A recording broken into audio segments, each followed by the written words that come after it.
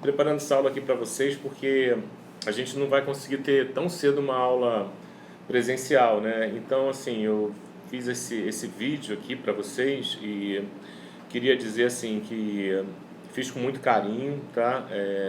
É meio complicado isso, porque isso é muito novo para mim e, enfim, eu espero que vocês gostem, mas também espero que vocês tenham compreensão com as falhas, né?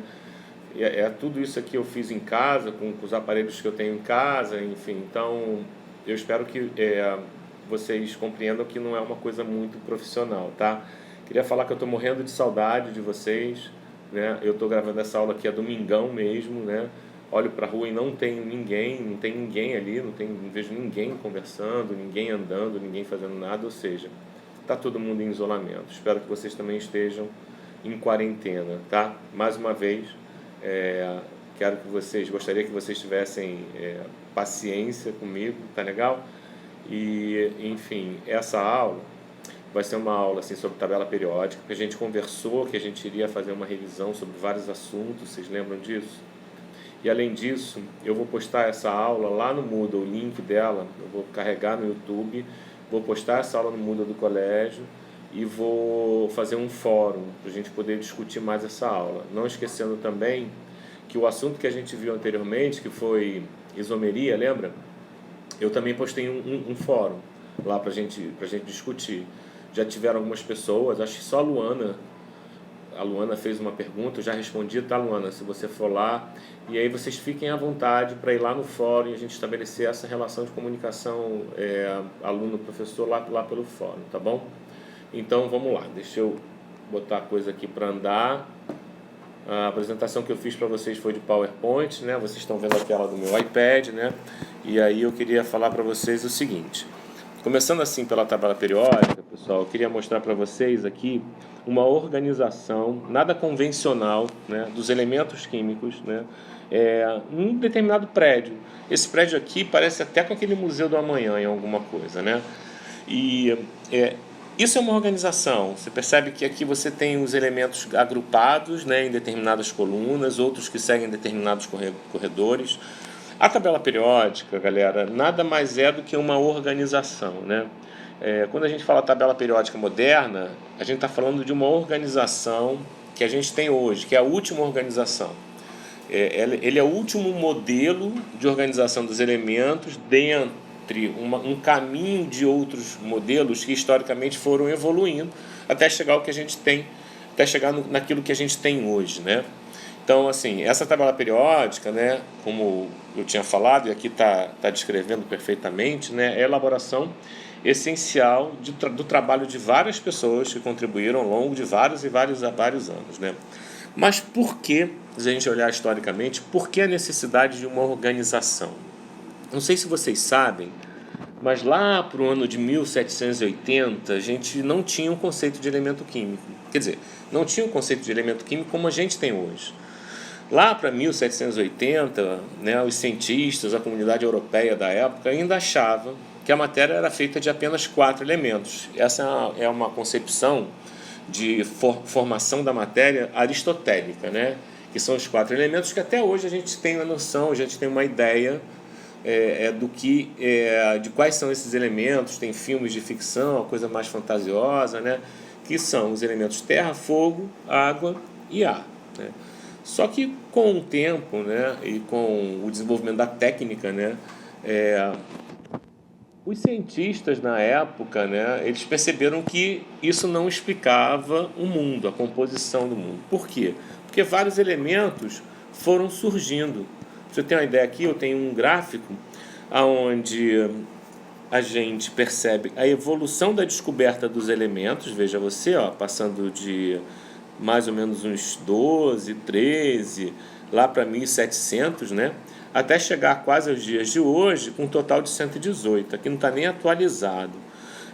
Mendeleev, que foi o grande cara da tabela periódica, né? O mais importante, né? Que teve essa ideia.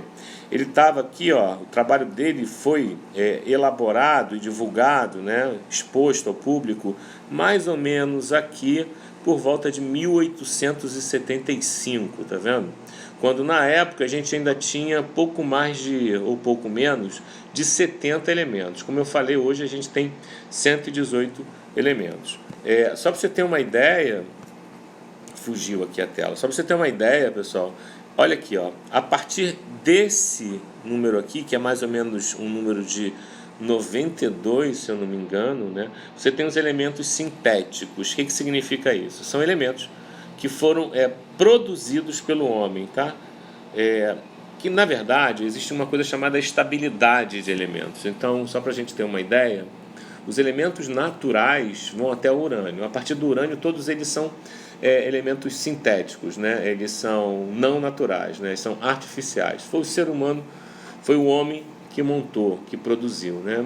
A produção desses elementos, elas normalmente acontecem em aceleradores de partículas, né? Que são aqueles grandes aparelhos onde você consegue imprimir uma velocidade, uma energia tal para esses núcleos de átomos que quando eles se chocam, eles acabam formando outros átomos, né?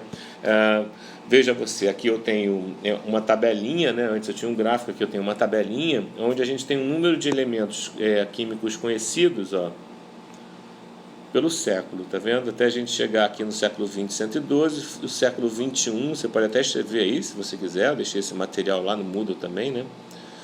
Acabei esquecendo de falar, esse material está em PDF lá no Moodle, se você quiser baixar para acompanhar essa aula gravada, tá bom?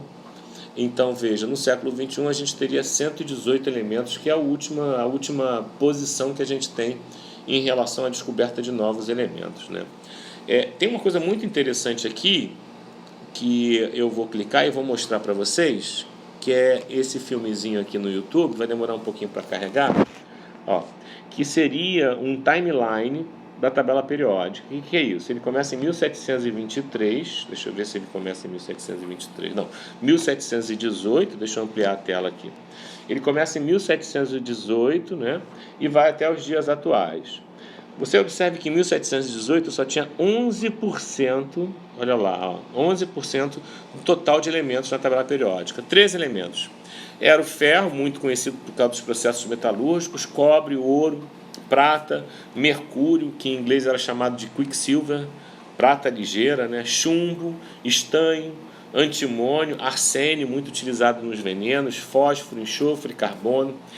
Entenda que em 1718 não tinha propriamente o entendimento de que esses caras eram elementos químicos, mas já se via na literatura, né, nos escritos históricos, né, referências, né, a esses elementos químicos na forma de materiais, ok?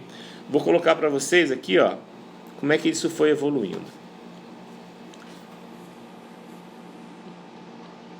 1740, ó, já descobriram mais um, que é o cobalto. Olha, a partir de um momento começa a descobrir vários, principalmente os metais, né? Tá vendo? O hidrogênio, o magnésio. Deixa eu falar o que está acontecendo aqui nessa época. O que está acontecendo aqui em 1786 é um evento que vocês conhecem, né? Que todo mundo tem referência disso na Europa, que é o começo de uma revolução que culmina com a Revolução Francesa.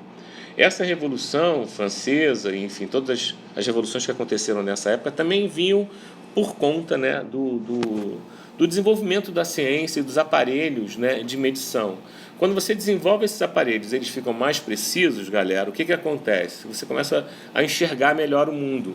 Então, você começa a entender que, de repente, a água, né, ela não pode ser um elemento, porque ela é constituída de 2 gases, que é o hidrogênio e o oxigênio. Sendo que outros metais, a constituição, você começa a ver a diferença entre, por exemplo, um tungstênio, né, e o próprio estanho, né? Um tungstênio, que é esse cara aqui, ó, que é o Wzinho, e o estanho, que é esse SN aqui do lado do SB, aqui em cima do PB, que é de chumbo, né? Então você começa a diferenciar e produzir processos que consigam, de alguma maneira, identificar cada vez um maior número de elementos. Teve um cara que foi muito importante aqui nessa época, chamado Lavoisier. Ele impulsionou muito a descoberta de novos elementos. Vamos lá, vamos ver o resto. Ó. Veja que o urânio, como eu tinha falado anteriormente, pessoal, o urânio, ele é o limite, né, em termos de tamanho de átomo, né, ele é o limite do elemento químico que existe na natureza, de forma não artificial. Então, assim, até o urânio, todos os elementos existem, você pode encontrá-los na natureza. A partir do urânio, você não encontra esses caras livres na natureza. A partir do urânio, como eu falei anteriormente, você só consegue se você produzir esses caras, né? Vamos lá, 1801. Bom, agora aí vai ser uma busca total por mais elementos químicos. Aquele conceito que a gente tinha anteriormente de 4 elementos químicos, né, que é um conceito aristotélico, cai por terra e as pessoas começam, os cientistas, né, começam a procurar elementos químicos. E aí a gente tem mais ou menos aqui a existência do Mendeleev. Mendeleev, o mais interessante de tudo é que quando você olha para alguns espaços em branco, Mendeleev, quando estabeleceu a lógica da organização dos elementos, né, onde muitos elementos ainda não tinham sido descobertos, né, Mendeleev deixou um espaço em branco na organização dele, fazendo uma previsão de que mais tarde, né, esse elemento seria descoberto, teria tais características assim, assim, assado, e que ele deixaria um espaço em branco para esse elemento ou para outros elementos que ele ainda não tinha verificado, que, enfim, o ser humano ainda não tinha verificado a sua existência, né? E mais tarde comprovou-se que, de fato, né, descobriu-se esse elemento e ele encaixava exatamente com as previsões de Mendeleev, né? Mas observe que todos os elementos que vão surgindo aí, pessoal, nenhum deles vai surgir acima do urânio, tá vendo? Começam a descobrir esses elementos aqui de baixo, que são o que a gente chama de terras raras, né? Depois os gases nobres, tá vendo? Mas nada acima do urânio. Vai observando. Pois bem, veja agora o que vai acontecer, pessoal. Percebeu que em 1942, algo assim, surgiram alguns elementos acima do urânio? Lembrando que elementos acima do urânio não são elementos naturais, são elementos artificiais. E a pergunta que eu faço para você é, historicamente, o que aconteceu nessa data aí que tem algum tipo de relação com o surgimento de novos elementos artificiais? Pensa um pouquinho. Quem pensou em bomba atômica acertou. Foi a partir da explosão da primeira bomba atômica que novos elementos aparecem, surgem na Terra. Então, na verdade, esses elementos eles não são naturais e eles foram produzidos através de uma explosão nuclear. A partir daí, a busca incessante que se estabelece, pessoal, é por mais elementos, né, artificiais derivados de choques nucleares. E aí você tem toda a construção, né, de aceleradores de partículas, né, entre outros dispositivos, de forma a caminhar, né, na tabela periódica com elementos mais pesados. Mas não esqueça que, como esses elementos são muito pesados e artificiais, eles são muito instáveis, ok? Vamos terminar aqui de ver e ver até onde chega. Ó. 1959, 60. Agora começa a preencher a linha ali de baixo. 1990, 2000, 2010 e tá aí, ó. Chegamos praticamente no ano que a gente está hoje, 2020. Isso não está atualizado. Então, isso aqui é interessante porque permite verificar o desenvolvimento histórico da tabela periódica, tá certo, galera? Bom, vamos lá, vamos caminhar. Existiram inicialmente algumas tentativas de organização desses elementos químicos, antes da gente chegar na tabela periódica, como a gente enxerga, como a gente tem hoje, né? A primeira tentativa foi feita por Dobereiner em 1817, que era uma organização em tríades, né? Em trios de elementos químicos. Isso se deve ao fato de você não ter muito elemento conhecido na época e você tentar agrupar esses elementos em função das suas características químicas. Por exemplo, lítio, sódio e potássio são metais extremamente reativos em água e explodem com facilidade, produzindo gás hidrogênio. Então, ele começou a tentar organizar por essas características químicas. Um pouco mais tarde, quase 50 anos, 45 anos, perdão, quase 50 anos depois, né, veio Alexander Champ-Courtois, esse cara está com cara de ser francês, né, que tentou organizar os elementos químicos na forma de um parafuso, né, onde você teria aqui uma seção, né, com uma linha paralela ao eixo do parafuso, né? Onde você teria aqui nessa hélice o posicionamento de elementos que tivessem a mesma característica química. Observe que um parafuso ele tem capacidade de conter um maior número de elementos, né, do que as tríades, né? E por fim, o Newlands, que era músico, né, tentou organizar os elementos de acordo com o mesmo padrão que ele organizava as notas musicais, né? Como se fosse Dó, Ré, Mi, Fá, Sol, Lá, Si. Ou seja, você teria 7 possibilidades. Isso faz muito sentido, mas ele foi ridicularizado na época. Mas isso faz muito sentido se a gente perceber que na época não se conhecia os gases nobres. E não se conhecendo os gases nobres, você não teria a 8ª coluna. Então você teria 7 colunas e a partir do 7º ele se repete, ok?